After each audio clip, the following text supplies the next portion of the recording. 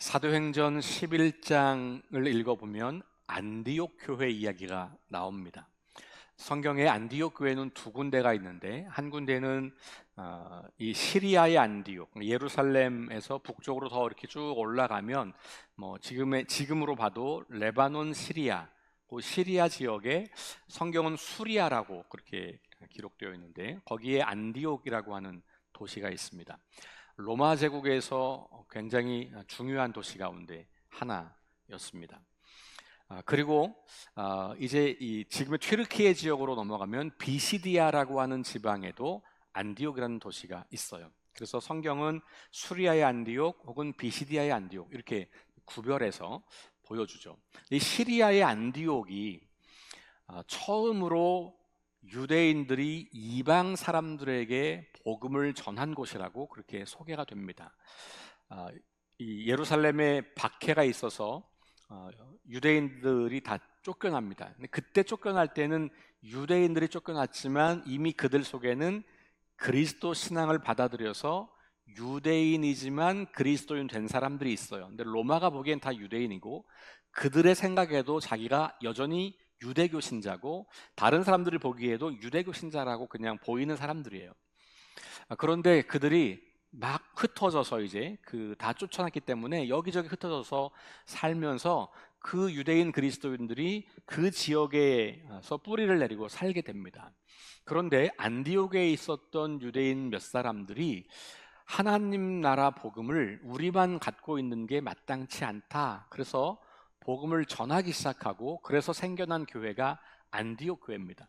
그래서 이 안디옥 교회는 굉장히 중요한 교회다 이렇게 생각하시면 좋겠어요. 초대 교회에서 굉장히 중요한 교회. 실은 우리가 예루살렘 교회를 본받자, 초대 교회 본받자 이렇게 말하면 예루살렘 교회를 많이 이야기하지만, 실은 오늘 우리가 더 따라가고 연구하고 고민해야 하는 교회는 예루살렘 교회보다는 안디옥 교회입니다. 왜냐하면 거기서 복음이 온 세상으로 퍼져나가는 시작점이기 때문에 그래요. 바울과 바나바를 선교사로 파송한 곳도 바로 그곳이에요. 그런데 26절에 보면, 11장 26절에 보면 이 안디옥에 있는 제자들을 보면서 사람들이 뭐라고 불렀다 이렇게 등장해요. 11장 26절에 보시면 이런 말씀이 등장합니다. 제자들이 안디옥에서 처음으로 그리스도인이라 일컬음을 받게 되었더라. 우리는 지금 기독교라는 단어를 쓰잖아요. 이거는 그리스도교가 중국으로 가면서 그 사람들이 그 음을 따서 한자를 붙인 거예요. 그래서 기리스도 이렇게 시작했다가 나중에 우리는 이제 두 개를 빼고 기독 이렇게 그 한자를, 그들은 근데 읽는 것과 우리가 읽는 게 좀 다른데, 우리가 한자를 그대로 가지고 와서 그걸 우리식으로 읽으니까 기독이 된 거죠. 그래서 사실 거기에는 예수 그리스도와는 아무런 관계가 없어요. 중국 사람들은 그냥 음을 가지고 와서 거기에 맞는 한자로 문자를 만들기 때문에 그래요. 그러니까 사실은 기독교라는 말이 일반적이고 보편적으로 쓰여지는 말이긴 하지만, 우리의 믿음을 이야기할 때는 사실은 그리스도교라고 말하는 게 훨씬 더 정확한 표현인데, 그게 언제 처음 시작됐냐? 바로 이 안디옥에서 사람들이 제자들을 보면서 저 사람들은 그리스도인이네 이렇게 말한 거예요. 그래서 오늘 우리가 말하고 있는 그리스도인 혹은 그리스도교라고 하는 것, 이 말은 안디옥에서 시작되었다. 그런데 중요한 것은 그 이름을 자기들이 만든 게 아닌 거예요. 자, 우리는 예수 그리스도를 따르니 그리스도인이라고 하자 이렇게 한 게 아니고요. 동네 사람들이, 마을 사람들이, 그 지역 사람들이 가만히 보니까 저 사람들이 뭔가 좀 다른 사람들인데 저 사람들의 이름을 뭐라고 부르지? 그리고 그 사람들이 하는 이야기를 들어보고 그들이 삶을 사는 걸 들어보니, 저 사람들은 예수를 메시아로 따르는 메시아 족속이구나. 저 사람들은 그리스도 족속이구나. 그리스도께 속한 사람들이구나.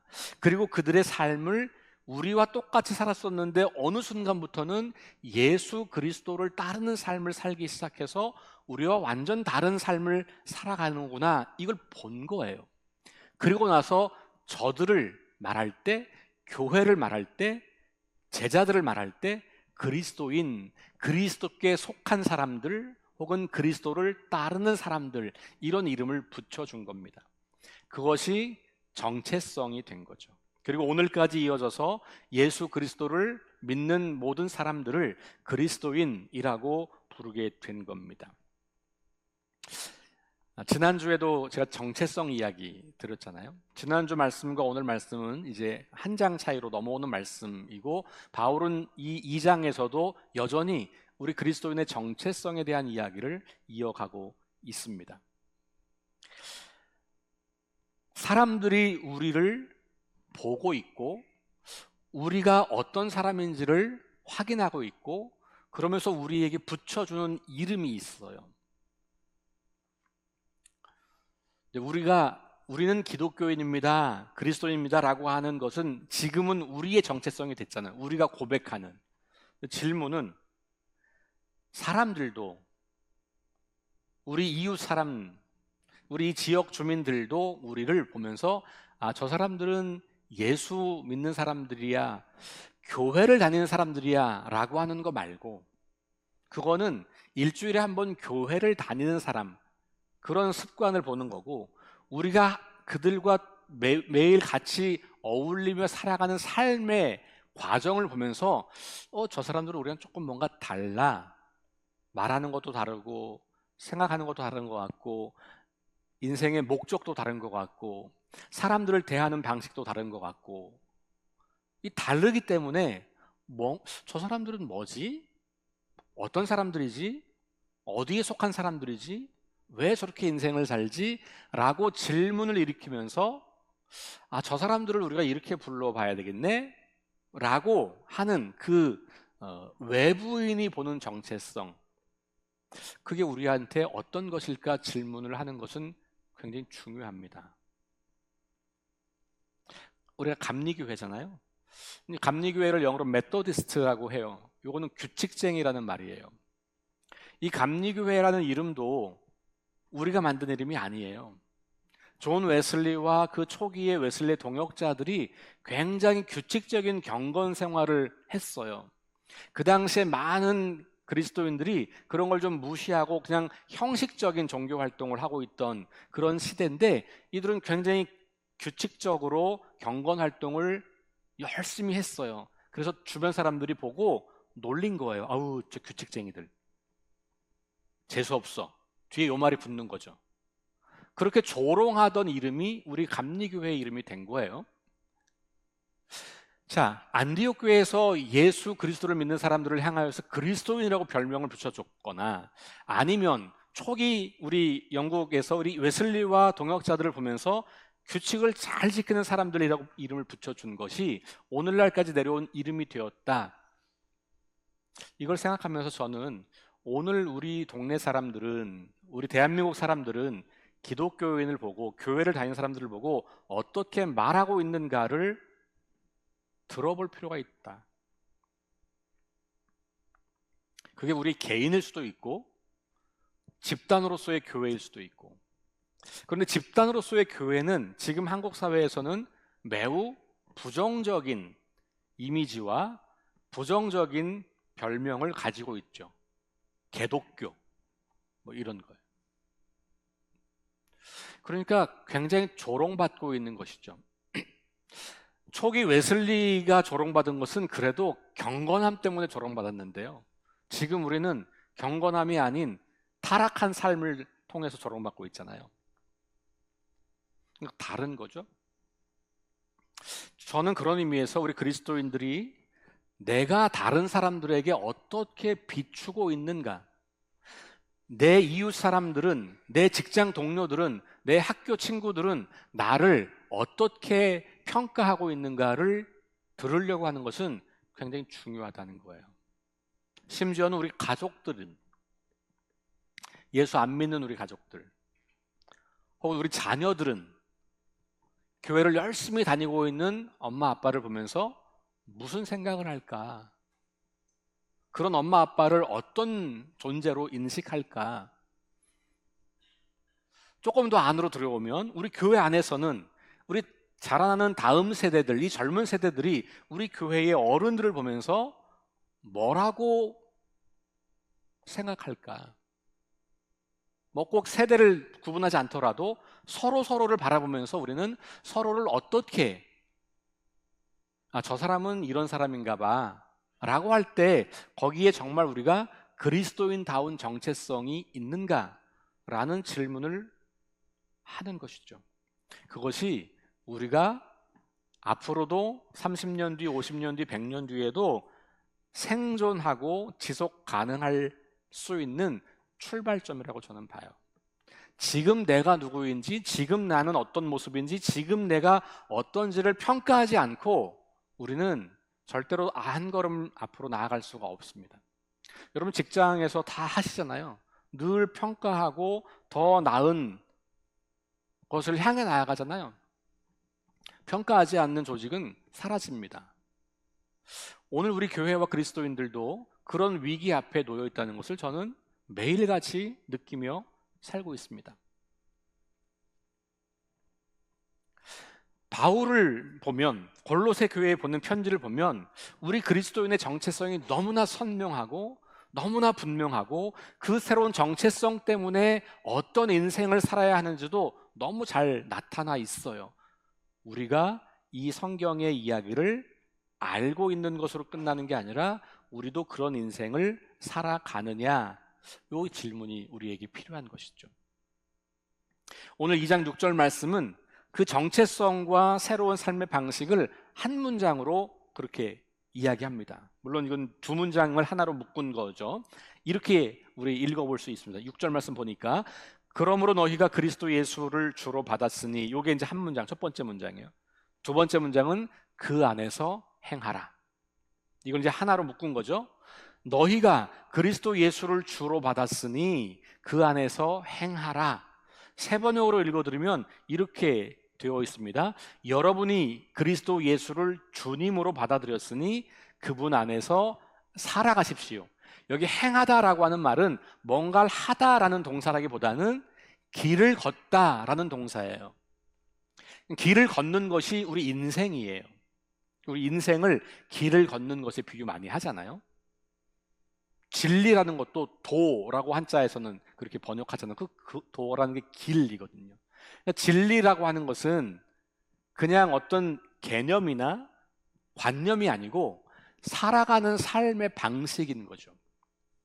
마찬가지입니다. 예수 그리스도를 믿는 믿음도 그것이 그냥 내적인 평안을 누리고 교리를 받아들이는 게 아니고 내가 하루하루 살아가는 인생의 길을 어떤 길을 걸을 것이냐라고 하는 삶의 이야기. 그래서 새 번역은 살아가라 이렇게 번역을 하는 거예요. 그리스도 예수를 주님으로 받았으니 라고 하는 말은 무슨 말입니까? 우리의 주인이 달라졌다는 거잖아요. 예전에는 내가 주인이었어요. 모든 게 내 중심이에요. 나를 중심으로 우주가 돌아가야 돼요. 지금도 우리에게는 그 자기 중심성이라고 하는 것이 가장 큰 죄의 본질이에요. 여러분, 어린아이가 죄를 배우지도 않았는데 얼마나 자기 중심적이에요. 자기 중심적이잖아요. 근데 성장은 뭡니까? 자기 중심적인 삶에서 점차로 다른 사람들이 존재하네, 다른 사람들과 함께 살아가는 거네, 다른 사람들을 위해서 양보도 해야 되네, 다른 사람들을 존중해야 되네, 이거 배우는 게 인간적인 성장이잖아요. 그렇죠? 자기 중심성에 똘똘 뭉친 사람은 애기예요, 애기. 나이가 몇이든. 그런데 놀랍게도 우리 기독교가 말하는 죄의 본질이 뭐냐? 내 인생이 나를 중심으로 돌아가게 하는 것, 이게 죄의 본질이라는 거예요. 하나님이 내 인생의 중심이어야 하는데 그 하나님을 몰아내고 내가 그 자리를 차지한 거예요. 반역자죠. 우주를 창조하신 하나님을 내 왕의 자리에서 몰아내고 피조물에 불과한 내가 내 인생의 왕으로 등극한 사건이 바로 죄의 본질이에요. 그걸 성경은 선악과 이야기로 우리에게 들려주는 거예요. 그러니까 결국 자기 중심성으로 똘똘 뭉쳐서 내가 인생의 주인이야, 내 인생 내 맘대로 하는 거야 라고 믿고 살았던 사람들이 그게 아니라 예수 그리스도께서 우리 인생의 주인이라는 걸 깨닫게 되고 그 말을 듣고 생각해 보니 내가 살아오는 모든 삶이 깨어지고 망가지고 열심히 뭔가를 향해 달려갔지만 허무하고, 아 그래, 그거 내가 인생이 내게 아닌 거구나 깨닫고 하나님이 인생의 주인인 걸 받아들이게 될 때, 그때 우리는 그리스도인이 되는 거예요. 근데 그때 그것을 알게 된 통로가 예수 그리스도죠. 예수 그리스도를 통해서 우리는 하나님이 온 세상과 우리의 주인이신 것을 믿게 되었기 때문에 우리가 그리스도 안에서 새롭게 되었다라는 말을 하는 거잖아요. 그러니까 그리스도 안에서 예수 그리스도를 혹은 하나님을 우리 인생과 우리 삶의 주인으로 받아들이는 것, 이게 거듭남이고 이게 회심이고 이게 우리가 가장 첫 번째 변화했던 모습이에요. 여기 계신 여러분들이 아마도 처음 예수를 믿었을 때 그 강도나 어떤 그 경험이나 어떤 그것은 다 다를 수 있겠지만 요만큼이라도 내가 하나님 아니고 내 맘대로 인생 사는 거 그거 아닌 거구나, 잘못된 거구나, 하나님이 우리 삶의 인생의 주인이시고 그 하나님이 지금도 나를 사랑하시는구나 라는 것을 요만큼이라도 알아서 깨달아서 아마 여기까지 오셨을 거예요. 어떤 경우에는 내가 그걸 의식적으로 깨달은 경우도 있지만 무의식적으로 교회를 이렇게 혹은 누군 다른 사람을 통해서 들으면서 감지했을 수도 있을지 모르겠어요. 어쨌든 중요한 건 우리는 인생이 새롭게 되었다라는 걸 믿는 사람들이에요. 만약 여러분들이 그것을 믿지 않고 예수 믿느나 안 믿느나 똑같은 거고, 예수 믿기 전이나 예수 믿는 후나 교회만 다니고 종교활동하는 거 외에 다른 차이가 없다, 그러면 죄송하지만 내가 죄송할 일은 아니지만 그리스도인이라고 말할 수는 없는 거예요. 이게 우리한테는 매일 해야 되는 질문이에요. 회심은 한 번 하고 끝나는 게 아니고요, 매 순간 다시 내가 지금 누구인가, 하나님과의 어떤 관계인가를 점검해야 돼요. 왜냐하면 한 번 했던 회심이 계속 유지가 되지 않거든요. 왜냐하면 세상은 우리를 그냥 놔두지 않아요. 계속해서 우리를 하나님으로부터 멀어지게 하고, 네가 인생의 주인이야, 네가 인생을 마음대로 살면 되는 거야, 네가 네 인생 살아가는 거야 라는 이야기를 끊임없이 매일같이 수십 번, 수백 번, 수천 번 듣고 살거든요. 우리가 보는 거의 모든 매체는, 우리가 만나는 거의 모든 사람들은 우리에게 그것을 계속해서 전달합니다. 그러니 우리가 한번 예전에 회심해서 예수님이 내 인생의 주인이야 라고 고백했다고 해서 내가 평생을 그렇게 살아갈 수 있느냐? 그렇지 않다는 거예요. 그래서 우리는 넘어지기도 하고 실패하기도 하고 때로는 하나님을 다시 등지기도 하고, 그렇게 실수와 넘어짐의 삶의 연속이 우리의 인생이잖아요. 그럼에도 불구하고 우리가 다시 확인하는 것은 내 삶의 주인이 예수 그리스도다, 하나님이시다라는 게 분명하다면 우리는 새로운 존재라는 거예요. 실제 내 삶이 완벽하게 그렇게 바뀌어지지 않았다고 할지라도, 우리 지난주에 배웠잖아요. 완전함이라고 하는 것이 그 마지막 완성된 상태가 아니라 출발점을 향해서 시작해서 이제 계속 그리로 나아가는 과정이라고 말씀드렸잖아요. 우리의 실제 존재가 그렇게 완벽하게 바뀌는 순간은 이 세상 사는 동안은 없을지 몰라요. 계속 그걸 향해 가는 거죠. 그런데 그렇게 계속 걸어가는 것, 그래서 여기 행하라, 살아가라, 걸어가라 이런 말을 쓰는 거예요. 다 됐으면 뭐하러 행하라고 하겠어요? 다 됐으면 뭐하러 걸어가라고 하겠어요? 끝났는데. 그게 아니니까 그 안에서 계속 길을 걸어야 하고 그 안에서 계속 살아가야 하는 거고 그 안에서 계속 행해야 하는 거예요. 그래서 정체성과 삶의 방식이 떨어질 수 없는 겁니다. 여기 이 두 개의 문장을 하나로 통합할 수밖에 없는 거죠. 이제 우리는 그리스도 예수 안에서 그리스도를 주님으로 받아들였다, 새로운 존재가 되었다, 하나님 백성이 되었다. 이게 종결이 아니라, 그러니 이제 계속 그 길을 걸어가라, 계속 그 삶을 유지하라. 이게 와야지 당연한 거예요. 그러니까 이것은 두 문장이지만 한 문장으로 통합해야 온전하게 되는 거잖아요. 그래서 정체성과 삶의 방식, 혹은 정체성과 소명, 혹은 정체성과 삶의 이유와 목적은 떨어질 수가 없는 거예요. 내가 만약에 삶이 흔들린다, 내 인생의 목적이 흔들리고 있다, 내가 살아가는 삶에서 뭔가 무의미하다, 내가 왜 이렇게 사는지 모르겠다, 내가 하고 있는 삶에 뭔가 의미를 잘 발견하지 못하겠다라고 한다면, 여러분, 그러면 하나님과의 관계를 점검해 보실 필요가 있어요. 내가 뭔가를 열심히 하고 있고 거기서 돈도 많이 나오고 뭔가 이름도 생겼어요, 권위도 생겼어요. 그런데 늘 공허하다. 하나님과의 관계를 주목하셔야 돼요. 내가 이 정체성으로 살고 있는지, 아니면 옛날 정체성으로 살고 있는지. 그러면 원인이 어디 있는지를 우리는 확인하게 되는 거죠. 그 이야기를 바울은 7절부터 19절까지 계속해서 하고 있는 이야기예요. 오늘 말씀은 이제 그 뒷이야기들과 함께 나눠보려고 해요. 간략하게 좀 생각해 보면, 그리스도 안에서 살아간다는 게 그럼 뭐냐? 그 어떻게 그게 가능하냐? 첫 번째는 오늘 읽은 말씀 가운데 7절에 보면 그 안에 뿌리를 박으며 라는 단어가, 문장이 등장해요. 뿌리를 박으라는 거예요. 나무나 식물은 땅에 뿌리를 잘 내려야 건강하게 자랄 수 있어요. 그렇죠? 뿌리가 뽑히면, 뿌리를 잘 장착시키지 못하면 그러면 생명이 자랄 수 없잖아요. 금방 말라 죽거나 뽑혀 죽거나 죽는 거예요. 뿌리를 내리는 거. 근데 이 보세요. 뿌리를 내린다고 하는 것은 내가 뿌리를 내려야 하는 그 터전이 달라졌다는 거예요. 예전에 우리는 그리스도가 아닌 다른 곳에 뿌리 내리고 살았던 적이 있는 거예요. 그거를 뽑아서 이식하는 거예요. 어디에? 그리스도에. 혹은 우리가 말하면 하나님 나라에, 믿음에 이식하는 거죠. 여러분, 이식하고 나면 그게 뿌리가 잘 내릴 때까지 굉장히 많은 돌봄과 관리가 필요하잖아요.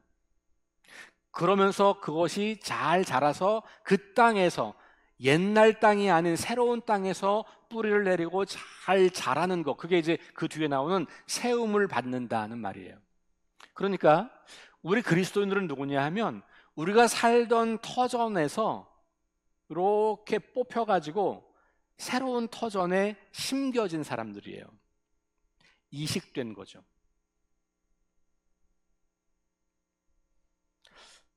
제가 미국에 1년 거주한 적이 있는데, 처음에 갔을 때 배워야 될 게 너무 많았어요. 왜냐하면 내가 살던 대한민국과는 굉장히 다른 방식으로 사는 거예요. 운전면허 시험도 다시 해봤어야 돼요. 면허증이 있어야 거기서는 이 신분증이 되기 때문에 굉장히 중요해요. 그리고 뭐 우리처럼 이렇게 대중교통이 잘 발달되지 않아서 차가 반드시 필요하죠. 그럼 면허를 따는 거 다시 공부하고, 운전 습관도 다시. 우리나라처럼 이렇게 대충 운전했다가는 면허를 못 따요. 후진하면 반드시 몸을 돌려야 되고, 뭐 반드시 눈으로 직접 확인해야 되고, 뭐 다양해요. 그리고 집도 구해야 됐어요. 집은 좋은 세상이어서 인터넷을 통해서 미리 가계 예약을 하고 이제 갔어요. 또 거기 미리 지인이 있어서 도움을 주셔서, 그런 거 집을 구하고 계약하고 거기서 살아가고, 또 1년 동안 살아야 되니까 가구들을 구해야 되잖아요.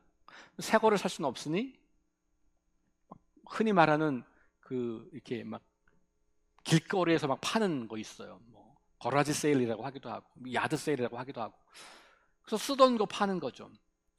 미국에 1년 살다가 한국 돌아가는 분들이 또 막 올려요. 그럼 뭐 거기가 또 가가지고 그거 막 차에 실어오고, 이렇게 세팅하는, 초기에 새로운 곳에서 정착하는 일이 굉장히 복잡하고 어렵습니다. 근데 그걸 다 무시하고 난 한국처럼 살 거야, 살 수가 없는 거예요. 그런 것처럼 우리는 새로운 땅에 이식된 사람들이에요. 그 땅의 이름이 기독교라고 할 수도 있고 예수 그리스도라고 할 수도 있고 하나님 나라라고 할 수도 있는 거예요. 그러니 우리는 이 새로운 터전에 뿌리 내리려고, 뿌리를 박으려고 수고하고 애써야 하는 것들이 굉장히 많은 거예요. 그냥 옮겨놨기 때문에 다 되는 게 아니라고요. 그래서 그분 안에 뿌리를 내리는 거. 그러니까 우리는 예수 그리스도에게 뿌리를 내리는 거. 이게 굉장히 중요한 거죠. 예수님을 배우고 예수님이 말씀하신 것을 이해하고 예수님이 사셨던 삶의 방식을 따라서 나도 살아보려고 하고, 이게 바로 우리가 예수 그리스도 안에서 뿌리를 내리는 일이에요. 문법적으로는 뿌리를 박는다 이 표현이 완료형으로 되어 있어서 일회적 사건처럼 그렇게 기록되어 있어요. 그러니까 뿌리를 딱 내리는 거. 그리고 나서 이제 세움을 받는다라고 하는 건 현재형이어서 계속 이어져가는 그런 이제 느낌을 받고는 있어요. 근데 사실은 뿌리를 내리는 과정에서도 이게 일회적 사건으로 끝나진 않아요. 굉장히 다양한 것들을 해야 되는 것들이 있죠. 예전 방식으로 살기에는 너무나 다른 문화, 너무나 다른 방식, 너무나 다른 나라로 우리는 이민 오거나 이사를 온 거예요. 달라지는 게 많은 거죠. 따라야 할 규칙도 달라지는 거예요. 그래서 오랫동안 몸담고 있었던, 뿌리 내렸던 방식으로 살 때는 존재할 수가 없어요. 실패. 그래서 그 땅에 있지만 뿌리가 뽑혀서 그냥 널브러져 있는 거예요.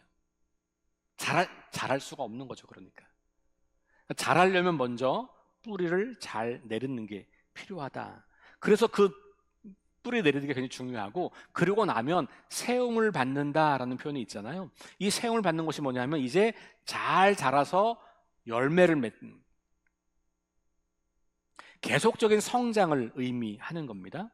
새로운 땅에 이식되어서 잘 뿌리를 내리면, 그러면 이제 건강한 나무로 자라서 줄기도 커지고 가지도 많아지고 열매도 맺히고, 그래서 그 큰 나무가 되어서 사람들에게 유익함을 줄 수 있고 풍성함을 나누어 줄 수 있는 존재가 되는 것이죠. 그런데 지속적인 성장을 하려면 좋은 양분이 필요하잖아요. 오늘 말씀은 뭐라고 말하냐면 교훈을 받은 대로 믿음에 굳게 서라 이렇게 말해요. 교훈을 받은 대로. 그게 뭐예요? 받은 진리의 말씀, 하나님 나라 복음, 그것으로 우리는 뿌리를 내리고 그것으로 우리는 세움을 받고 그것으로 자라는 거예요. 그러니 말씀을 읽지 않고 성장은 불가능해요. 성경을 읽지 않는 그리스도인은 성장할 수가 없어요. 다른 것으로 성장 조금씩 할 수 있겠지만 그것은 굉장히 잘못 성장할 가능성이 높아요. 왜냐하면 말씀을 제외한 다른 모든 경건의 활동들은 거의 대부분이 주관적 경험이에요. 주관적 경험이라는 말은 내 맘대로라는 말이에요. 말씀 하나가 객관적이에요. 하나님께서 우리에게 주신 진리가 이 말씀 안에 담겨 있는 거예요.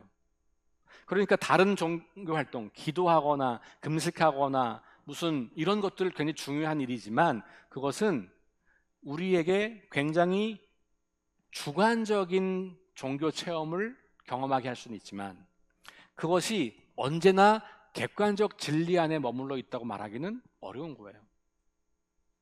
그러니 우리가 정말로 뿌리를 내리고 성장을 하려고 한다면, 여러분들이 그런 열망을 가지고 계시다면 어렵지만 매일 하나님 말씀을 규칙적으로 읽는 시간을 갖는 것, 그냥 읽어 넘기는 게 아니라 읽고 생각하고 이 말씀에서 하나님은 나에게 뭐라고 말씀하시는가, 이 말씀을 통해서 나에게 무엇을 하시려고 하는가, 이걸 생각하고 그날 읽은 그 말씀으로 하루를 살아가는 거예요. 그게 뿌리를 내리고 살아가는 것. 예수를 주로 받고 그 안에서 행하는 것, 이거죠. 그러니 말씀 읽기는 그냥 앉아서 읽고 덮으면 끝나는 게 아니고 그 말씀 읽기는 내 하루를 온전하게 이끌어가는 과정인 거예요. 거기까지가 말씀 읽기라고 생각하셔야 된다는 거죠. 그럴 때 우리는 건강한 그리스도인으로 성장하고 자라게 되는 겁니다. 자, 그럴 때 우리가 기억할 게 몇 가지가 있는데, 세 가지, 오늘 본문에서 더 많이 찾을 수 있겠지만 제가 세 가지만. 첫 번째는 우리의 삶은 감사로 충만한 삶이어야 한다. 오늘 읽은 말씀 마지막에 그렇죠. 교훈을 받은 대로 믿음에 굳게 서서 감사함을 넘치게 하라. 그리스도의 삶의 첫 번째 출발점은 감사라는 거죠. 왜냐하면 우리가 스스로 설 수 없는 존재인데, 우리가 스스로 살 수 없는 존재인데 하나님께서 우리를 이 죽음의 땅에서 생명의 땅으로 옮기셨잖아요. 그러니 지금 내가 사는 인생은 하나님 때문에 사는 인생이고, 지금 내가 살고 있는 이 터전은 하나님께서 나에게 주신 선물이고 하나님 나를 사랑하신 증거이기 때문에 그 외에 그 어떤 것의 결핍에도 불구하고 우리는 모든 것을 가지고 있다는 믿음을 갖고 있을 수 있어요. 생명을 얻었기 때문에. 그래서 우리는 감사하는 거예요. 그래서 바울은 다른 곳에서 범사에 감사하라. 범사라고 하는 건 모든 일에, 모든 상황에 그런 말이거든요. 좋을 때만 감사하는 게 아니고, 잘 될 때만 감사하는 게 아니고 모든 상황에. 그게 가능한 이유는 우리가 죽음의 땅에서 생명의 땅으로 옮겨졌기 때문에, 그리스도께서 우리를 그렇게 옮기셨기 때문에. 죽음에서 생명으로 옮겨졌다면 그걸로 충분히 우리는 매 순간 감사할 수 있는 이유가 되는 거잖아요. 그래서 그리스도인들의 삶은 감사가 넘치는 삶이 되는 것이에요.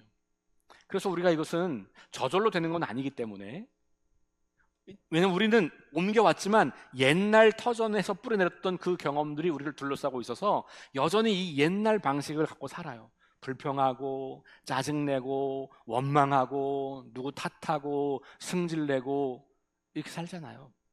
저도 마찬가지. 미숙함이 여전히 있어요. 그러니까 우리가 의식적으로 내 정체성을 확인하고, 그래, 이런 상황이지만 내 생명을 하나님께 속해 있는 사람이 됐잖아. 감사하자. 이런 어려운 상황이 뭔지는 잘 모르겠지만 하나님께서 이런 상황을 통해서도 나에게 뭔가 말씀하실 게 있을 것 같아. 자꾸 우리는 그 정체성으로 돌아가서 삶을 돌아보면 감사가 가능해지는 거죠. 감사 연습, 감사 훈련. 그래서 우리 매일 감사 일기 쓰시는 분들도 계시잖아요. 그럼 매일 묵상을 하시고 기록을 하신다면 맨 마지막에 늘 그날의 감사 한두 가지를 꼭 적는 것도 좋은 습관일 거예요. 골로새서에도 감사라는 말씀이 여러 번 등장합니다. 1장 12절에 이미 나왔어요. 우리로 하여금 빛 가운데서 성도의 기업의 부분을 얻기 합당하게 하신 아버지 하나님께 감사하기를 원한다, 이렇게 말하고 있어요. 그리고 오늘 2장 7절 말씀, 3장 15절, 16절, 17절에 각각 계속해서 감사하라, 감사하는 자가 되라, 감사하라, 이렇게 말하고 있어요.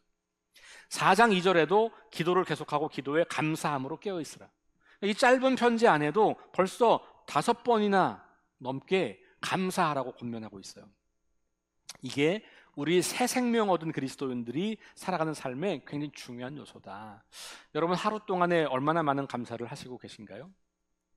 하루가 끝나면 하나님께 감사 기도를 하고 계신가요?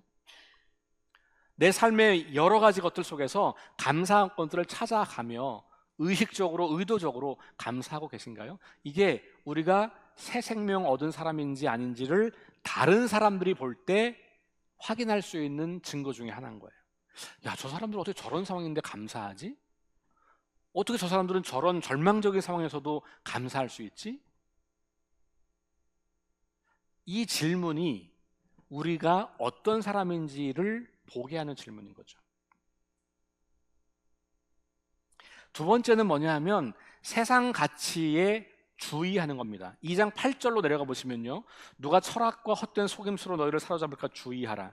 이것은 사람의 전통과 세상의 초등학문을 따름이요 그리스도를 따름이 아니다. 이 옛날 방식, 예전에 살던 터전에서는 철학과 헛된 속임수와 사람의 전통과 세상의 초등학문을 따라서 살았었던 거예요.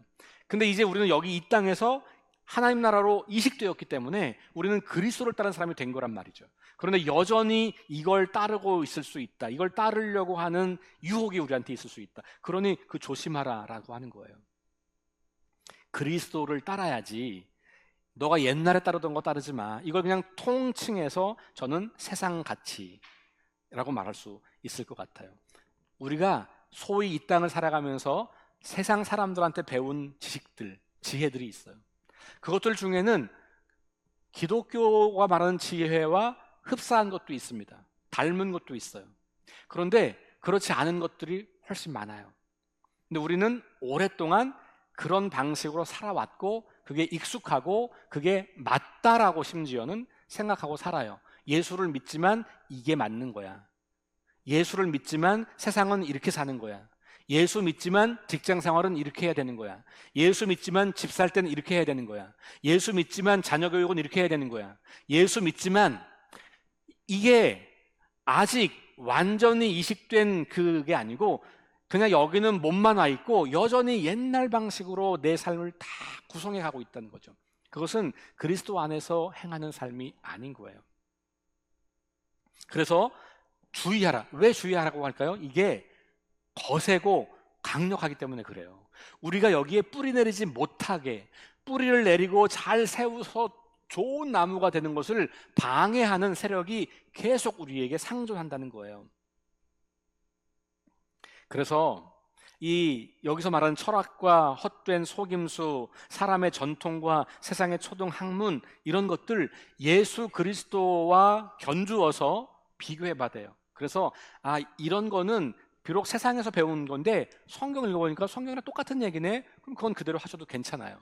그런데 내가 옛날에 아무렇지도 않게 했던 행동들인데 성경을 보니 그건 죄라고 말하네?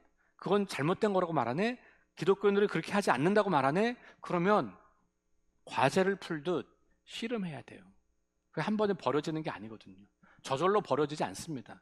교회를 출석한다고 저절로 그렇게 되지 않아요. 그거는 내가 주의하고 경계하고 바꾸려고 애를 써야 돼요. 그게 살아가는 것, 행하는 것이에요. 세 번째는 강박적 신앙을 경계하는 겁니다. 제가 강박적이라는 표현을 썼는데요. 오늘 말씀에는 이렇게 기록되어 있습니다. 쭉 내려가서 16절을 보시면 그러므로 먹고 마시는 것과 절기나 초하루나 안식일을 이유로 누구든지 너희를 비판하지 못하게 하라. 이런 것들은 장래일의 그림자나 몸은 그리스도의 것이다. 잘 보세요. 절기 지키고 안식일 지키고 뭘 먹으면 되고 뭐는 먹으면 안 되고 온갖 종류의 규칙들, 유대인들이 예수 그리스도를 믿기 전에 유대교 안에서 지켰던 수많은 종교 전통들, 거룩함의 전통들이에요. 그거를 강박적으로 지키는 사람들이 율법주의자들이었잖아요. 바리새인들. 예수님은 거기에 정면으로 도전하셨던 분이에요. 하나님을 사랑한다고 내가 경험하는 것, 내가 하나님을 사랑해야 한다고 배웠던 교리들, 이런 것에 너무 강박적이면 어떻게 되냐? 하나님의 사랑이 드러나지 않게 돼요. 하나님의 은혜를 볼 수 없게 돼요. 그래서 은혜로 구원받았는데 다시 율법에 매이는 어리석음을 갖게 되는 거죠. 이 초대교회가 다 그랬어요. 율법이 아니라 은혜로 구원받았다, 복음으로 구원받았다. 그런데 다시 유대주의자들이 야 그런다고 되겠어? 그거 너무 쉽잖아. 우리처럼 율법 지켜야 돼, 안식일 지켜야 돼, 뭐 해야 돼, 이거 먹어, 이거 먹지 마. 온갖 종류의 규칙들을 가지고 율법을 지켜야만 너네 믿음이 온전해져 라고 하는 이단들이 이 초대교회 안에 엄청 많았거든요. 콜로새 교회도 좀 그런 공격을 받는 거예요. 그래서 강박적인 믿음, 율법주의적인 믿음, 이게 교리만 해당되는 게 아니고 어떤 사람들은요 자신이 한 영적 체험 때문에 그렇기도 해요.